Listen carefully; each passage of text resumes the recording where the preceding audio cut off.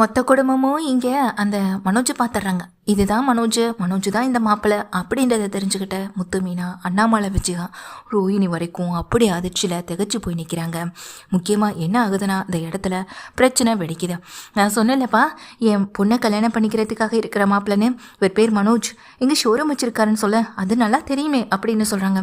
ஓ, நீங்கள் அவங்க ஷோரூமுக்கு போயிருக்கீங்களா அப்படின்னு சொல்லிட்டு கேட்குறேன். ஷோரூமை வச்சு கொடுத்ததே அப்பா தானே அப்படின்னு சொல்லும்போது, உங்கள் அப்பா எதுக்கு அப்படின்னு சொல்லும்போது, மேடம் அது என் அண்ணன் மேடம் அப்படின்னு சொல்கிறாங்க. நாங்கள் எல்லாமே இவனோட ஃபேமிலி தான்.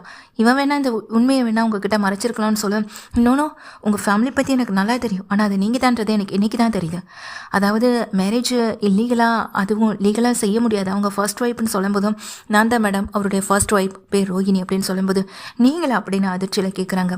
பார்லருக்கு நான் தான் ஃபோன் பண்ணி என் பொண்ணுக்கு மேக்கப் போடணும்னு சொல்லி வர சொல்லிட்டேன் அப்படின்னு சொல்லும்போது, என்கிட்டேருந்து டிவோர்ஸ் வாங்கணுன்றதுக்காக தான் இப்போது வீட்டுக்கு தெரியாமல் இன்னொரு செகண்ட் மேரேஜ் பண்ணிக்கணும்னு ஏற்பாடு பண்ணியிருக்கார் போல அப்படின்னு ரோஹிணி சொல்கிறாங்க. மனோஜ், உனக்கு என்கிட்டேருந்து அவ்வளோ சீக்கிரத்தில் டிவோர்ஸ் வேணுமா? நீ கேட்டிருந்தா நானே கொடுத்துருப்பேன். இப்படி இல்லீகலாக அப்படின்னு சொல்லும்போது, இல்லை நீ 5 லட்ச ரூபா பணம் கேட்டலன்னு சொல்லும்போதும், 5 லட்ச ரூபாயை என்கிட்ட கொடுக்க தான் சொன்னேன். நான் அதுக்காக இன்னொரு மேரேஜ் பண்ணிட்டு அந்த 5 லட்ச ரூபா எனக்கு கொடுக்கணும்னு அவசியம் இல்லையேன்னு அங்கே ரோஹிணி சொல்கிறாங்க. என்னதான் நீ மேரேஜ் பண்ணாலும் அது இல்லீகல் தானே மனோஜ், லீகலாக நீ எதையுமே மூவ் பண்ணலையேன்னு சொல்லும்போது, அங்கே முத்துவும் மீனாவும் ரோஹிணியும் பார்க்குறாங்க, மனோஜையும் பார்க்குறாங்க. அங்கே இருக்க அவங்க அம்மாவோ, என் பொண்ணு இன்னும் கொஞ்சம் நேரத்தில் கீழே இறங்கி வந்துடுவா, தயவு செஞ்சு அவள் கழுத்தில் தாலியை கட்டுங்க மாப்பிள்ள, இந்த நேரத்தில் பிரச்சனை பண்ணாதீங்க, பாவம் அவ அப்படின்னு சொல்லிட்டு அங்கே கனகாவுடைய அம்மாவும் சொல்ல, இதை கேட்ட உடனேயே முத்துவும் மீனாவும், உங்கள் பொண்ணு கொஞ்ச நேரம் தான் இதை நினச்சி ஃபீல் பண்ணுவாங்க, அதை நீங்கள் அவங்களுக்கு சொல்கிற விதத்தில் சொன்னால் அவங்க புரிஞ்சுப்பாங்க. ஆனால் இவனை கல்யாணம் பண்ணிட்டா வாழ்நாள் முழுக்க அழுக வேண்டியதானே சொல்கிறாங்க. இல்லைப்பா முத்து, இவர் ரொம்ப நல்லவர் தான், எனக்கு நம்பிக்கை இருக்குது. ஐயா, என் பொண்ணை உங்கள் வீட்டுக்கு மருமகளாக நீங்கள் ஏற்றுக்க முடியுமான்னு அண்ணாமலையை பார்த்து கேட்குறாங்க. அண்ணாமலையும் அங்கே முன்னே நின்றுட்டுருக்க முத்துவும் ஒருத்தர் மாற்றி ஒருத்தர் பார்த்துக்கிட, என்ன மீனா இது, நம்ம என்ன சொன்னாலும் கேட்க மாட்டாங்க போலேன்னு சொல்ல, அவங்க பொண்ணு வாழ்க்கை நல்லபடியாக அமையணும்னு நினைக்கிறாங்க. ஆனால் உங்கள் அண்ணன் பணத்துக்காக கல்யாணம் பண்ணிக்கணும்னு நினைக்கிறாரு. இது எப்படிங்க நாம் அவருக்கு புரிய வைக்கிறதுன்னு சொல்லிட்டு எங்கள் மீனா முத்துக்கிட்ட சொல்ல, கரெக்டு தான் மீனா, நீ சொன்ன விஷயத்தை வச்சு எனக்கு ஒரு ஐடியா தோணுதுன்னு சொல்கிறாங்க முத்துவும். ஆமாம், அவங்களே இந்த கல்யாணம் வேண்டாம், மனோஜ் மாதிரி ஒரு மாப்பிள்ளை தான் பொண்ணுக்கு வேணவே வேணான்னு இவங்க முடிவு எடுப்பாங்க பாரு அப்படின்னு சொல்ல, சாரிடா மனோஜ், உன் வாழ்க்கை கெடுக்கணுன்றது என்னோட எண்ணம் இல்லை. நீ உண்மையிலேயே அந்த பொண்ணு மேலே ஆசைப்பட்டு இறக்கப்பட்டு கல்யாணம் பண்ணணும்னு நினச்சிருந்தா எல்லார் முன்னாடியும் அப்பாவே பிடிக்கலைனாலும் அந்த எதிர்ப்பை மீறி நான் உனக்கு கல்யாணத்தை பண்ணி வைப்பேன். ஆனால் நீ பண்ணுறது தப்பு. ஒரு பொண்ணுக்கு பணத்தை கொடுக்கணுன்றதுக்காக இன்னொரு பொண்ணு கழுத்தில் தாலியை கட்டி அவங்க சொத்துக்கு ஆசைப்பட்டு கல்யாணம் பண்ணிக்க நினைக்கிற பற்றியா, அதுக்கு என்றைக்குமே இந்த குடும்பத்தோட நிற்காது. அதுக்கு நான் என்ன பண்ணாலும் இந்த கல்யாணத்தை நிறுத்தியே தருவேன்னு முத்து நினைக்கிறாங்க. ஐயோ, என்ன பிளான் பண்ணுறாங்கன்னு தெரியலேன்னு மனோஜ் வேற ஒரு பக்கம் தகச்சு நிற்க, மேடம் ஒரு நிமிஷம் அப்படின்னு முத்து கூப்பிடுறாங்க. சரிங்க மேடம், கண்டிப்பாக மனோஜ் உங்கள் பொண்ணு கழுத்தில் தாலி கட்டுவான் அப்படின்னு சொல்ல, ரொம்ப நன்றி அப்படின்னு கையெடுத்து கும்பிட்டு நிற்க, ஆனால் உங்கள் பொண்ணு கழுத்தில் தாலி கட்டுறவன் உங்கள் பொண்ணை உண்மையிலேயே நல்லா வச்சு பார்த்துக்கிறவனா இருக்கணும்ல, கடைசி வரைக்கும் கண்கலங்காமல் வச்சு பார்த்துக்கிறவனா இருக்கணும்லன்னு சொல்ல, அதெல்லாம் மனோஜ் நல்லா பார்த்துப்பாரு அப்படின்னு சொல்கிறாங்க.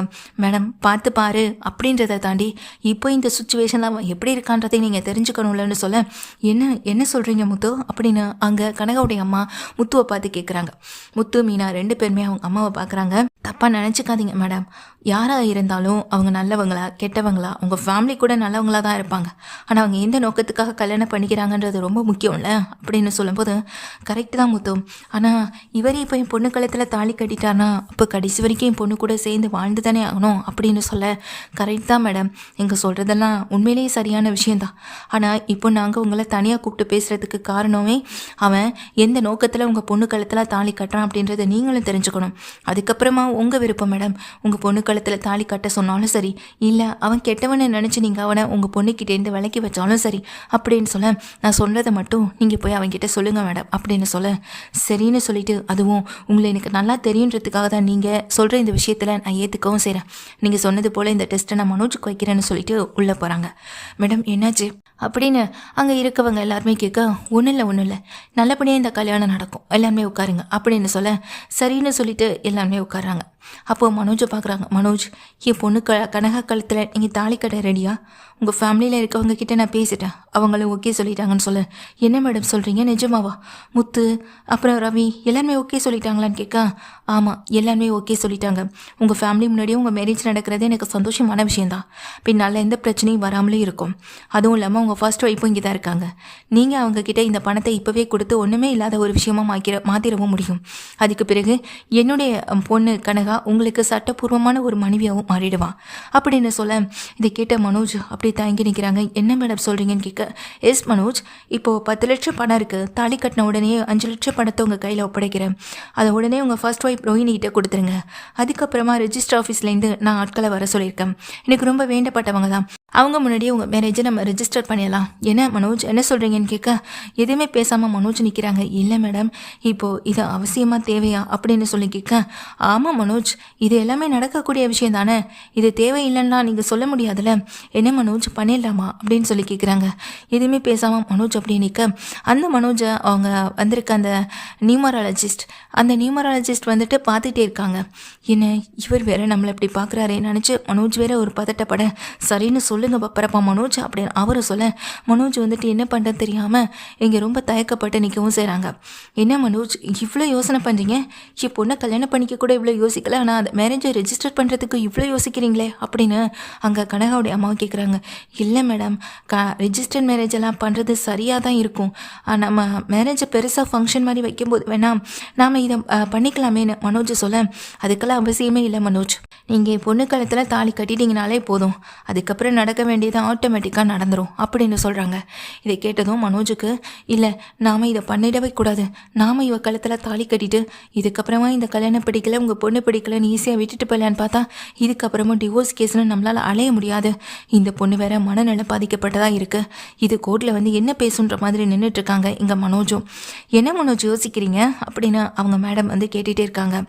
இல்லை மேடம், அப்போ வாங்க வந்து மணமேடையில் உட்காருங்க, இப்போவே இந்த கல்யாணத்தை முடிச்சிடலாம் அப்படின்னு சொல்ல, மேடம் நீங்கள் சொல்கிறதெல்லாம் கேட்கும்போது அப்படின்னு திரும்பவும் அதே விஷயத்தில் வந்து நிற்க, ஏண்டா எதுக்கு பயப்படுறேன், அந்த பொண்ணு உனக்கு பிடிச்சிருக்கு, கல்யாணம் பண்ணிக்க ஆசைப்பட்டேன், இப்போ நாங்களும் சம்மதிச்சிட்டோம், பின்ன அந்த பொண்ணு கழுத்தில் தாலி கட்ட உனக்கு இவ்வளோ நேரம் ஆக போகுதுன்னு சொல்லி கேட்க, இல்லை எனக்கு இந்த கல்யாணத்தில் துளி கூட விருப்பமே இல்லை அப்படின்னு சொல்லிட்டு மாலையை கழட்டி வீசுகிறாங்க. மனோஜ் அப்படின்னு சொல்லிட்டு அவங்க மேடம் பார்க்கும்போது மனோஜ் சொல்கிறாங்க, மேடம் உங்கள் பொண்ணை கல்யாணம் பண்ணிக்கிறேன்னு நான் ரெடியாக தானே இருக்கேன், ஆனால் நீங்கள் இவ்வளோ பெரிய உண்மையை என்கிட்ட இந்த மறைச்சிருக்கீங்க தெரியுமா அப்படின்னு சொல்லி கேட்க, நான் என்ன மனோஜ் உங்ககிட்ட இந்த விஷயத்தை மறைச்சேன்னு சொல்ல, கொஞ்சம் நேரத்துக்கு முன்னாடியே நீங்கள் பேசிக்கிட்டு இருந்ததை நான் கேட்டேன், உங்கள் பொண்ணுக்கு கல்யாணம் ஆனாலும் கூட உங்கள் பொண்ணால் சந்தோஷமான ஒரு குடும்ப வாழ்க்கையை வாழ முடியாது, அதுவும் இல்லாமல் அவளுக்கு சரியாகாதுன்ற விஷயத்தையும் பேசிக்கிட்டு இருந்ததை நான் கேட்டேன், சொத்தை மட்டும்தான் எனக்காக நீங்கள் கொடுப்பவும் செய்வீங்க, சரியாகாதுன்னு அந்த விஷயத்தை நான் இப்போ தான் கேள்விப்பட்டேன் அப்படின்னு சொல்ல, மனோஜ் எல்லாம் தெரிஞ்சு தானே நீங்கள் என் பொண்ணை, இல்லை மேடம் எனக்கு இந்த கல்யாணத்தில் விருப்பம் இல்லை, அது மட்டும் இல்லாமல் சொத்து எல்லாமே கோர்ட்டில் கேஸ் நடந்துகிட்டு இருக்குதுன்னு சொன்னீங்க, அதெல்லாம் எப்போ திரும்ப என் பேருக்கு வருதோ அப்போ தான் அதை என் பொண்ணு பேருக்கு எழுதி வைப்பதா சொன்னீங்க, அதுவும் 90% அந்த சொத்தை திரும்ப கிடைக்கிறதுக்கு வாய்ப்பு இல்லைன்னு வேற சொல்லிட்டு இருந்தீங்க அப்படின்ற விஷயத்தை மனோஜ் சொல்ல, மனோஜ் அப்படின்னு பார்க்குறாங்க. முத்து சொன்ன ஐடியாவே அதுதான், மனோஜ் காதல் விழுகிற மாதிரி தன்னுடைய ரிலேட்டிவ்ஸ் கிட்ட இந்த விஷயத்தை பற்றி பேச சொல்லியிருப்பாங்க, அதைத்தான் கனகாவுடைய அம்மாவும் பேச செஞ்சுருப்பாங்க. அப்படி பேசின விஷயத்தை வச்சு தான் மனோஜ் வந்துட்டு சொத்தே கிடைக்காதப்போ இவளை கல்யாணம் பண்ணி என்ன ஆக போகுதுன்ற மாதிரி தனக்கு இந்த கல்யாணம் வேண்டாம் தூக்கி எறிவாங்க.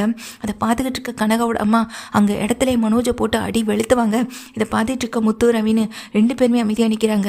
அப்போ தான் நடந்த விஷயத்த கனகாவோட அம்மா தெளிவாக சொல்லவும் செய்ய, அதை கேட்ட உடனே மனோஜ் வந்துட்டு என்ன சொல்கிறீங்கன்னு கேட்க, ஆமாம் இப்போ தான் முத்து இவரை மாதிரி ஒரு நல்லவர் இருக்கிறதுனால தான் என் பொண்ணோட வாழ்க்கை தப்பிச்சுதுன்னு நினைக்கிறேன், என் பொண்ணை கல்யாணம் கூட பண்ணிப்பேன், ஆனால் அவளுடைய சொத்து முழுசாக கிடச்சாதான் கல்யாணம் பண்ணிப்பேன்னு சொல்லிப்பே உனக்கு கொஞ்சம் கூட வெக்கமாகவே இல்லைன்னு சொல்லிட்டு அடிக்கவும் செய்கிறாங்க.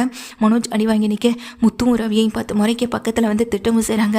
என்னுடைய வாழ்க்கை நாசமாக போகிறதே உங்கள் 2 பேரால் தான் சொல்ல, உன்னோட வாழ்க்கை நாசமாக போகிறது எங்கள் 2 பேரால் இல்லைனா உன்னுடைய எண்ணத்தால், பணத்தை மட்டுமே குறிக்கோளாக நினைக்கிற உனக்கு எந்த மாதிரியான நல்ல வாழ்க்கையும் உனக்கு அமைய போகிறதே இல்லை. சொல்லப்போனால் பார்லர் அம்மாவை தவிர்த்து உங்க கூட வேறு எந்த பொண்ணாலே வாழ முடியாது. அந்த பொண்ணு தான் சொல்லப்போனால் நீ எல்லாம் வேண்டான்னு தூக்கி போட்டுட்டு போகவும் செய்யும்.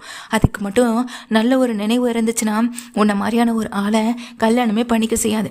பணத்துக்கு ஆசைப்பட்டவன் எப்படி அந்த பொண்ணை சந்தோஷமாக பார்த்துக்க முடியும்? உன்னுடைய சுயரூபம் தெரிஞ்சதே, அது வரைக்கும் அவங்க சந்தோஷமாக தான் இருப்பாங்கன்னு சொல்ல, முத்து ரவி உண்மையை சொல்லணும்னா கூட பிறந்தவனா இருந்தாலும் அவன் செய்கிறது தப்புன்னு எனக்கு எடுத்து காட்டினீங்கல்ல, உண்மையிலே உங்களை மாதிரியான ஒரு பசங்க கிடைக்காம போயிட்டேன்னு நான் ரொம்ப வருத்தப்படுறேன்னு சொல்ல, மேடம் வருத்தப்படவே வேணாம், உங்கள் பொண்ணுக்கு நல்ல பையனா அமையும். ஒரு அண்ணன் ஸ்தானத்தில் இருந்து நாங்கள் என்ன செய்யணுமோ அதை கண்டிப்பாக செய்வோன்னு முத்து ரவி வாக்கு கொடுக்குறாங்க. மீனா ஸ்ருதின்னு அங்கே மனோஜை பார்த்து முறைச்சிட்டு இந்த இடத்த விட்டு போக மனோஜ் அவமானப்பட்டு நிற்கிறாங்க. இங்கே திரும்பவும் அந்த கோடிக்கணக்கான சொத்து கிடைக்க போகிறதில்லன்றதை தெரிஞ்சும் அந்த வீட்டில் தன்னை அவமானப்படுத்துனாங்கன்றதை தெரிஞ்சும் ஒட்டு மொத்தமாக சட்டையை கிழிச்சு தான் வீட்டை விட்டு வெளியே போய் தள்ளவும் செய்கிறாங்க எங்கள் கனகாவுடைய அம்மாவும்.